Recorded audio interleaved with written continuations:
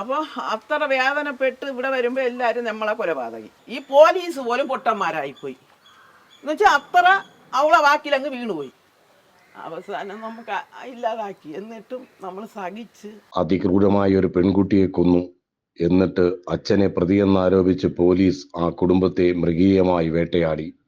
ഒടുവിൽ മറ്റൊരു കൊലപാതകത്തിന് പിടിക്കപ്പെട്ടപ്പോൾ ആ സത്യം പുറത്തു വന്നു. ഒറ്റ രാത്രി കൊണ്ടാണ് സംഭവിച്ചത്. ഇവിടെ കാലത്തെ കിടക്കുകയായിരുന്നു. അവിടെ പുട്ടായപ്പെടുത്തി പുട്ട് വേണ്ടാന്ന് പറഞ്ഞ് ഞാൻ ദോശ മതി എന്ന് പറഞ്ഞ് ഞാൻ കടയിൽ പോയി 2 ദോശയും ഒരു മുട്ടയും മാറ്റിക്കൊണ്ടിരുന്നപ്പം ഇതിൽ പകുതി തിന്ന് ബാക്കി തിന്നില്ല. അപ്പോൾ നമ്മൾ വിചാരിച്ച് കുറേയും എന്ന് പറഞ്ഞാൽ നമുക്ക് അറിഞ്ഞൂടല്ലേ ഈ സംഭവം ഇങ്ങനെയാണെന്നുള്ളത്. ഒരു 2 മണി കഴിഞ്ഞപ്പോൾ നമ്മൾ ആശുപത്രി കൊണ്ടുപോയി. അപ്പോൾ ആട്ടോ വിളിച്ച് കൊണ്ടുവന്ന് വെച്ചപ്പോൾ ആട്ടോയിൽ ഒക്കില്ല. ഒരു കായലോട്ട് നാൾ വിളിച്ചിട്ട് ആംബുലൻസ് വിളിച്ചാണ് നമ്മൾ കൊണ്ടുപോയത്. അവിടെ കൊണ്ടുചെന്ന് കുറേ കഴിഞ്ഞപ്പോഴത്തേക്കാണ് മരിച്ചെന്നറിയണത്. ഇവൻ ചോദിച്ച് വീണോ എന്ന് ചോദിച്ച്. അപ്പം ഞാൻ പറഞ്ഞില്ല മക്കളെ, അവൾ ഒരിടവും വീണില്ല. വെളുക്ക ഞാൻ ഇവള് ഛർദ്ദിക്കണ് തൂറണൊക്കെ ചെയ്യണുണ്ട്. അപ്പം ഞാൻ പറഞ്ഞില്ല മക്കളെ, ഇല്ല ആമി ഇവിടെ ഒരു ഇതുള്ളതുകൊണ്ട് പോസ്റ്റ്മോർട്ടം നടത്തിയേ തരുവുള്ളെന്ന് പറഞ്ഞു. അങ്ങനെ വന്ന് അതിന് മുമ്പേ പോലീസ് വന്ന് ഇവരെ കൊണ്ടുപോയി. പിള്ളേ അങ്ങ് കിടക്കെ തന്നെ ഇവനും അങ്ങ് ആശുപത്രിയിൽ ഇവരെ കൊണ്ടുപോയി. പോലീസ് വന്ന് മോളെ അച്ഛനെ കൊണ്ടുപോയി. നമ്മൾ കൊന്നെന്നും പറഞ്ഞു. പിന്നെ ഞങ്ങളെ നിരന്തരം ശല്യം. ഞങ്ങളെ ആ കുടുംബത്തെയും ഇവർ വന്ന് കൊണ്ടുപോകും. ഇവരെ അടിക്ക്, എന്നെ പൊട്ടുസൂചി, ഇങ്ങനെ ഒരുപാട് ഇവർ ഉപദ്രവിച്ച് നമ്മളെ. അവനെ ചവിട്ടി, അവനെ ഇവിടെയൊക്കെ ഇടിച്ച്. അങ്ങനെ ഒരു 6 മാസം വരെ ഞങ്ങൾക്ക് ശരണം തന്നില്ല. അപ്പോൾ അത്ര വേദനപ്പെട്ട് ഇവിടെ വരുമ്പോൾ എല്ലാവരും നമ്മളെ കൊലപാതകി. നമ്മളെ മനസ്സുകൊണ്ട് പോലും സ്വന്തം കുഞ്ഞിനെ അങ്ങനെ കൊള്ളാൻ പറ്റും. 3 സ്വന്തം അല്ല എടുത്തു വളർത്തിയത് എന്നെ 3 ദിവസം കൈ കിട്ടിയ എൻ്റെ പിള്ള അതിനാരെങ്കിലും ചെയ്യും. ഇവർ കടയിൽ നിന്ന് കേക്ക് വാങ്ങിച്ചുകൊണ്ട് വന്ന് വെച്ചിട്ട് ഞാൻ ഇത്തിരി കമ്മറ്റിക്ക് താഴെ പോയി ആ വീട്ടിൽ. അപ്പോഴും പിള്ള വന്നു. ഞാൻ വരുമ്പോൾ വിളിച്ചപ്പോൾ അപ്പുറത്ത് നേച്ച് വന്നു, അമ്മ അച്ഛൻ കേക്ക് കൊണ്ടുവന്ന് ഞാൻ കഴിച്ചതെന്ന് പറഞ്ഞു. പിന്നെ പോയിട്ട് വൈകിട്ട് വന്നപ്പോഴാണ് പറഞ്ഞത്, എനിക്ക് വയ്യ അമ്മ, പനി. അപ്പോൾ ഇവർക്ക് ഈ മന്ത് കാലമുള്ളപ്പോൾ ഈ വൈറസ് കൂടുമ്പം വിറയിൽ വരും. നമ്മൾ 5-6 പുതപ്പും കെട്ടിപ്പിടിച്ചാലും മാറൂല. അപ്പോൾ ഈ വയറ്റിൽ നിന്നും പോയി ഛർദ്ദിക്കും കുടിക്കണം. ഇതാണെന്നാണ് എൻ്റെ ഓർമ്മ. ഇങ്ങനെ സംഭവിച്ചെന്ന് എൻ്റെ പിള്ളേരെ നാക്ക് പോലും അവൾ അടച്ചു കളഞ്ഞു. ഇവനെ വിളിച്ച് വന്നപ്പോൾ അവർ പറഞ്ഞ് എൻ്റെ പിള്ള പോയെന്ന് പറഞ്ഞു. അതറിഞ്ഞും കൊണ്ടുവന്ന് ഇവൾ ഈ ലോകം മുഴുവനും ഞങ്ങൾ കൊന്നു. അവൾ കണ്ടു അടിച്ചു. ഇവൾ ചെയ്ത ഇതിന് അവൾ എല്ലാം എന്നെവരെയും അവനെയും കൂടെ കൂട്ടി വീട്ടിൽ താമസിക്കുന്നവരാണ് പറയുന്നത്. ഈ പോലീസ് പോലും പൊട്ടന്മാരായിപ്പോയി. എന്നുവെച്ചാൽ അത്ര അവളെ വാക്കിലങ്ങ് വീണുപോയി.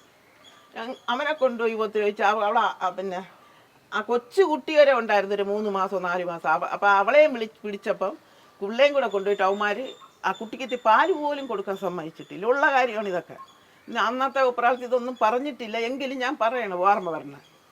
ഇവരെ കൊണ്ടുപോയി ഇവരെ പിറ്റേന്ന് വിളിച്ചോണ്ട്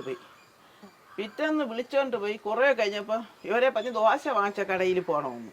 ഇവരെ കൊണ്ടുപോയി കുറേ കഴിഞ്ഞപ്പോൾ എന്നെ കൊണ്ടുപോയി അവിടെ കൊണ്ടുവന്ന് എന്നെ ഇനി വിളിച്ചിറക്കാൻ ചീത്തയില്ല പോലീസുകാർ. പിന്നെ ഇങ്ങനെ കയ്യിൽ മുട്ടു സൂചി കുപ്പിയും വെള്ളം വെച്ച് അടിക്കാൻ വന്ന്. ഞാൻ ചെയ്താത്ത കുറ്റം നമ്മൾ പറയുമോ? കൊച്ചു കുഞ്ഞിനെ അങ്ങനെ ചെയ്തെന്നും പറഞ്ഞ് നിങ്ങൾ അടിച്ചേൽപ്പിക്കാൻ ശ്രമിച്ചാണ്. അടിച്ചേൽപ്പിക്കാൻ എൻ്റെ പിള്ളേയും അവർക്ക് അവനെ വേണം.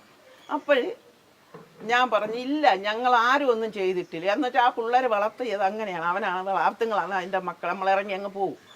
ഇവരെ കാലിൻ്റെ വെള്ളയിലടിച്ച് ഇപ്പോൾ വേല ചെയ്യാൻ വയ്യ, ശ്വാസം മുട്ടലിത്. ഞങ്ങൾ പട്ടിണിക്ക് മീതെ പട്ടിണിയാണ് ഈ 2-3 വർഷം കൊണ്ടുള്ള ജോലി. എനിക്കൊരു ജോലി, ഇപ്പോൾ ഒരു ക്യാൻസർ രോഗിയായി അതിൻ്റെ ചികിത്സയിൽ ഞാൻ നടക്കണം. നിങ്ങളെ മാനസികമായിട്ടും ശാരീരികമായിട്ടും എല്ലാം പീഡിപ്പിച്ചു. അങ്ങനെ തന്നെ ചെയ്തു. ഏറ്റവും ഒടുവിൽ ഈ സ്ത്രീ ഇവിടുന്ന് വാടകയ്ക്ക് താമസിച്ചിരുന്ന അവരെങ്ങനെ ഇവിടുന്ന് മാറിപ്പോയത്? അപ്പൊ ഈ വീടിന്റെ ഉടയം വന്ന് പറഞ്ഞ് ഇവിടെ മാറണമെന്ന് പറഞ്ഞു. അപ്പം അവള് വെള്ളാറ്റം കണ്ട 1 മാസം പോയി താമസിച്ചു. അവിടെ നാളുകൾ ഓട്ടിച്ച് അവിടെ വെച്ചാണ് ഒരു കാമുകനെ കൊണ്ട് വീണ്ടും ഇവിടെ വന്നു. ഈ മോന് ഉള്ള സമയത്ത് തന്നെ കാമവും കൂടെ ഉണ്ട് പല സ്ഥലങ്ങളിലും. മോന്റെ പ്രായമുള്ളൂ കാമവും. അപ്പൊ അവിടെ നിന്ന് വീണ്ടും പിന്നെ അഡ്വാൻസ് എന്തരാ തീർന്നു. അപ്പൊ ഇവള് മുല്ലൂര് എന്തിനു വേണ്ടിയാണ് ഈ കുഞ്ഞിനെ കൊന്നതെന്ന് ഞങ്ങൾക്ക് ഈ സെക്കൻഡ് വരെ അറിഞ്ഞുകൂടാ. ഈ മോളെ എങ്ങനെ കിട്ടിയത് നിങ്ങൾക്ക്? അതെന്റെ ചേച്ചി ആശുപത്രിയിൽ നിന്ന് 3 ദിവസമായപ്പം മായിച്ചോണ്ട് തന്നത്. അവള് ആശുപത്രിയിൽ അറ്റൻഡറായിരുന്നു. അങ്ങനെ കിട്ടി. 3ൻ്റെ അന്ന് കിട്ടി. ഒരു ചിങ്ങത്തിലായിരുന്നു. അങ്ങനെ കൊണ്ടുവന്ന് നമ്മൾ കണ്ണിലുണ്ണി പോലെ വളർത്തിയത്. അത് അവക്കും അറിയാം. അവസാനം നമുക്ക് ഇല്ലാതാക്കി. എന്നിട്ടും നമ്മൾ സഹിച്ച് പിന്നെ അങ്ങനെ പോലീസുകാർ ഇനിച്ച് പറയാനൊന്നുമില്ല. നമ്മൾ 50 പോലീസൊക്കെ ഇരിക്കുമ്പോൾ പേടിയുണ്ട്. ഞാൻ ധൈര്യമായിട്ട് ഏറ്റവും കൂടുതൽ ഈ കേസ് എങ്ങനെയാണ് യഥാർത്ഥത്തിൽ ഇവര് ചെയ്തതെന്ന് തെളിയുന്നത് എങ്ങനെയാണ്? മറ്റേ ഒല്ലൂരമ്മയെ കൊന്നപ്പോ, ഒല്ലൂരുള്ള അമ്മയെ കൊന്നപ്പോ, അമ്മയെ കൊന്നു. അന്ന് കൊന്നപ്പോ ഇവൾ ഇവിടെ നിൽക്കണത് പിന്നെ അവളെ ചുറ്റിയലിട്ട് അടിച്ചെന്ന് പറഞ്ഞപ്പോൾ ഈ ചുറ്റിയലിൻ്റെ അടിയാണ് ഇവിടെ കിടന്നത്. അപ്പോഴും രജിത എന്നും പറഞ്ഞൊരു പോലീസ് SI ഉണ്ടായിരുന്നു. ഈ കൊച്ചുമോളെ കൊന്ന അതേ ചുറ്റിലുകൊണ്ടാണ് ഒല്ലൂരത്തെ അമ്മയെ കൊന്നത്. അപ്പോഴവർ പറഞ്ഞു ഇന്ന സ്ത്രീ ഞാൻ ഇവിടെ വെച്ച് കണ്ടല്ല. അങ്ങനെയാണ് അവിടെ തെളിഞ്ഞത്. അപ്പോഴാണ് അപ്പോഴീ പോലീസും സമൂഹമൊക്കെ എന്താ പറഞ്ഞു, നിങ്ങൾ അല്ല ചെയ്തത്, പ്രധാന യഥാർത്ഥ പ്രതികളെ കിട്ടി എന്ന് പറഞ്ഞപ്പം പോലീസുകാർ വന്ന് മാപ്പ് പറയും എന്ന് വെച്ചാൽ നിങ്ങൾ ഇനി കേസിന് പോകണുണ്ടോ, നമുക്ക് പണമൊന്നുമില്ല, നമ്മൾ പോയാൽ നമ്മൾ ആര് കൊണ്ടുപോകും? മാപ്പ് കൊണ്ട് നിങ്ങളുടെ ദുഃഖം തീരുമോ? എവിടെ തീർന്നു?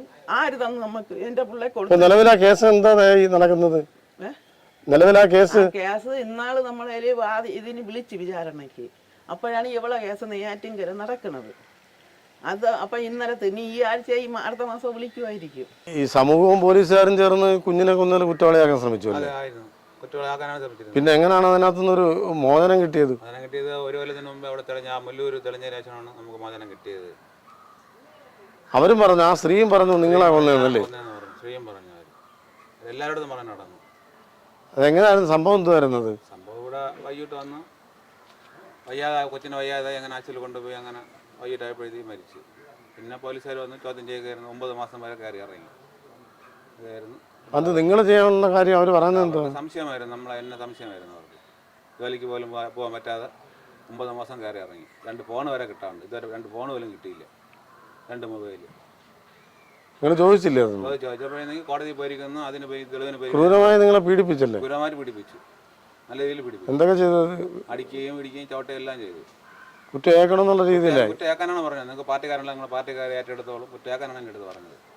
ഇതൊരു പോലീസുകാർ ഇങ്ങനെ നിങ്ങൾക്ക് കുടുംബമുള്ളതല്ലേ? കുടുംബമുണ്ട്. എൻ്റെ കൊച്ചിന് 3 മാസം പ്രായമുള്ളപ്പോൾ എൻ്റെ ഭാര്യയും കൊണ്ട് അവിടെ ഇരുത്തി പാൽ കൊടുക്കാൻ പോലും സമ്മതിച്ചില്ല പോലീസുകാർ. അത്ര ദുരിതാനുഭവം. ഏറ്റവും അവസാനം വാടകയ്ക്ക് താമസിച്ച സ്ത്രീ വേറെ കൊലപാതകം ചെയ്തപ്പോൾ ഇത് തെളിഞ്ഞതിലാണ് നമുക്ക് വലിയ സന്തോഷമായത്. അല്ലെങ്കിൽ നമ്മൾ സമൂഹം മുഴുക്കുകയും കുറ്റവാളിയാക്കുക. സമൂഹം നിങ്ങളെ അത്തരത്തിലല്ലേ നോക്കിക്കണ്ടത് കുറേ നാള്? കണ്ടത് അതിൽ വേറെ മാറ്റമൊന്നുമില്ല. അത്ര തന്നെ. നിങ്ങളുടെ മക്കളെ പ്രായമുള്ള ഒരു കുഞ്ഞ് അല്ലെങ്കിൽ ഞാൻ എടുത്തോളത്തെ കൊച്ചാണ്. ഞാൻ അപ്പി പിള്ളേ എന്നാണ് വിളിക്കുന്നത്. ഒരു പോലീസുകാരൻ പറഞ്ഞു എന്തിനാണ് പിള്ളേ വിളിക്കുന്നതാണ് ചോദിച്ചത്. എൻ്റെ അടുത്ത് ഭയങ്കര ഇതായിരുന്നു. മാനസികമായിട്ടും അല്ലാതെ പിടിപ്പിച്ചു.